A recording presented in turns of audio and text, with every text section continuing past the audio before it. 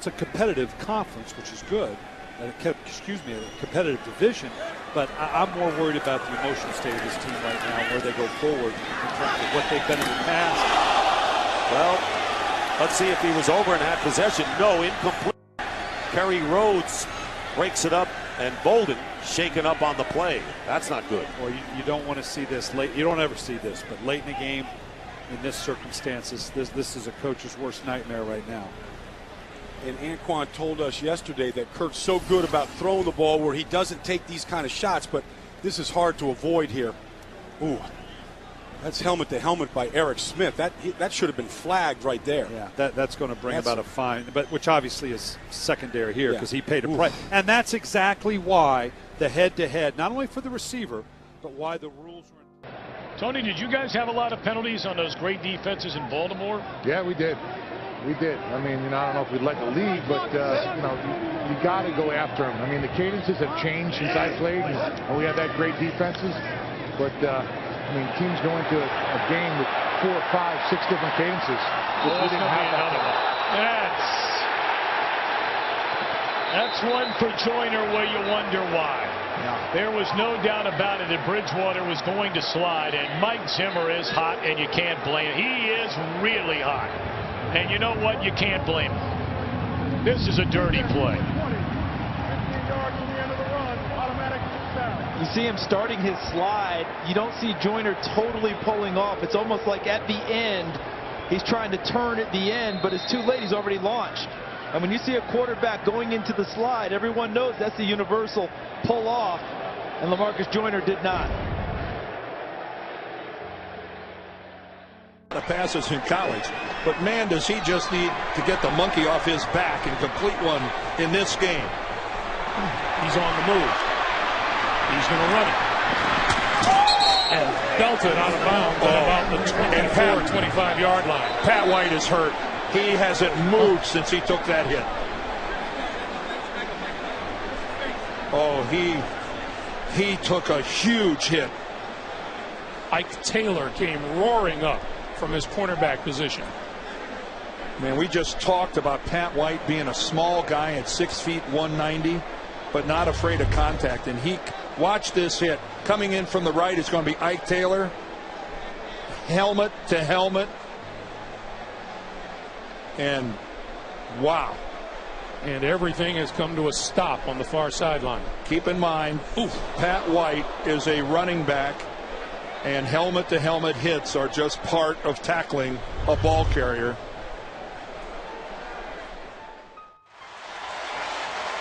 Ike Taylor, the man who applied the hit, giving him the final word.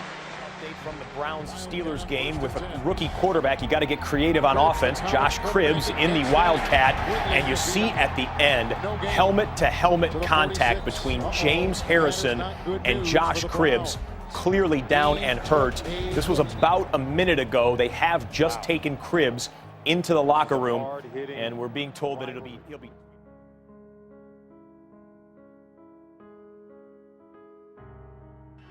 Second down and 10. Oh, what a hit. Look out. Lance Smith. My goodness. I'm not sure about this one. Somehow he gets to his feet. That was Patrick Willis who hit him high. Michael Lewis had him down low. But that was vicious.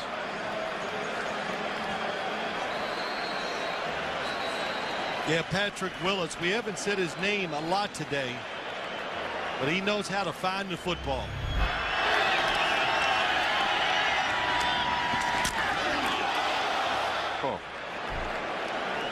He's the leading tackler, leading pass defender. Kickoff and punt returns for scores. On the 26, he'll get a shot at it. Whoa! Helmet's out, ball's out. Oh my. And Josh Cribbs is probably out.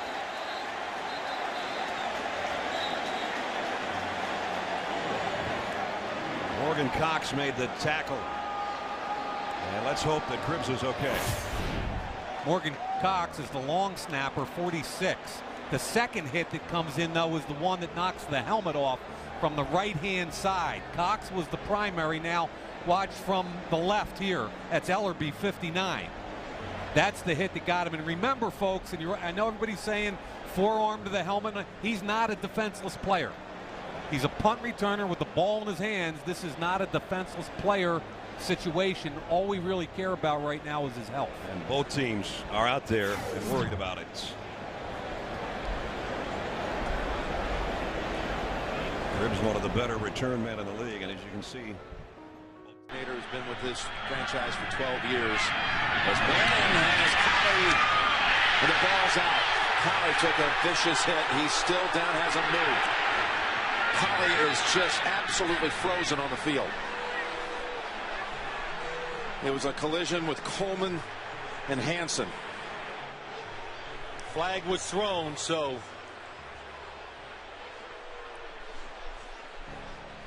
well,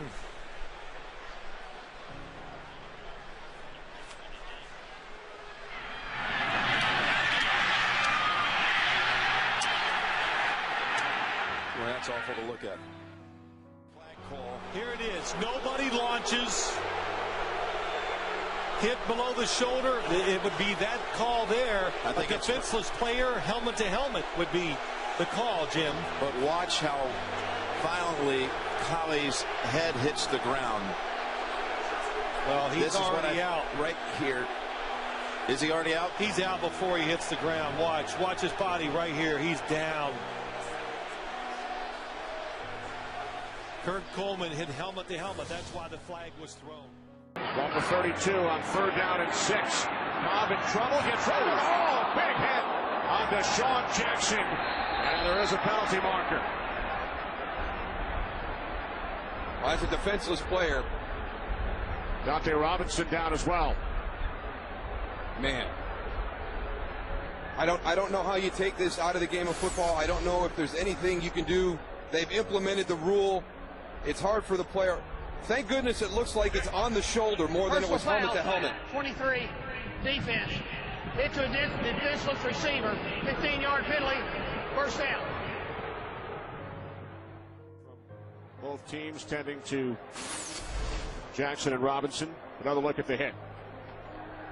And as a defenseless player, the most important thing right now is it wasn't helmet to helmet, but you can see right there, Deshaun Jackson exposed, vulnerable.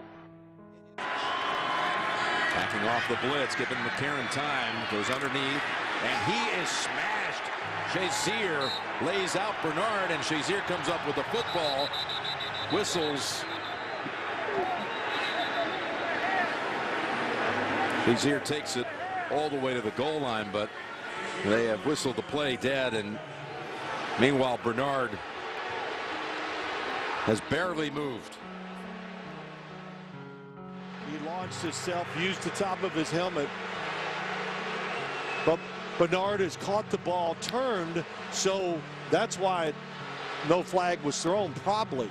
He caught it, was turning into a runner there, Jim. Watch him as he turns. He's caught it.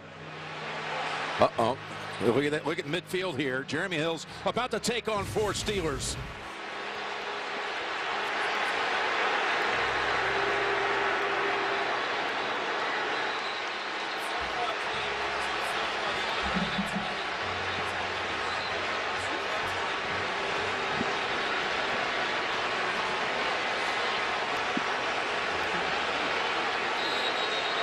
Stephon Tuitt's over there with his helmet off.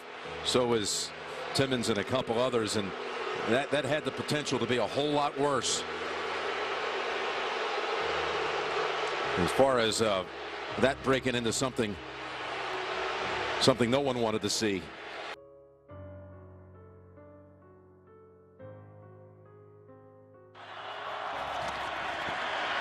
Roethlisberger from the pocket, middle of the field, incomplete. Personal foul. Oh, a flag does come in. Went to the head.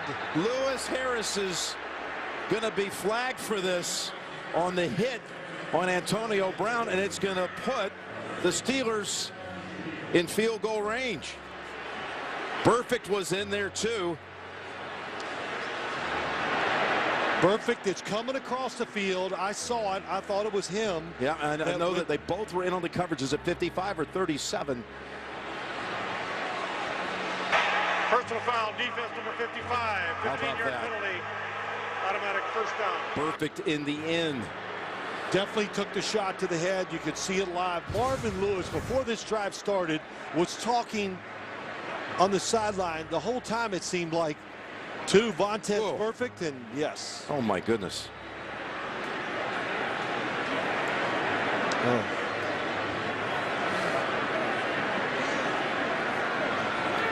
Brown is still down. That's, of course, flagrant.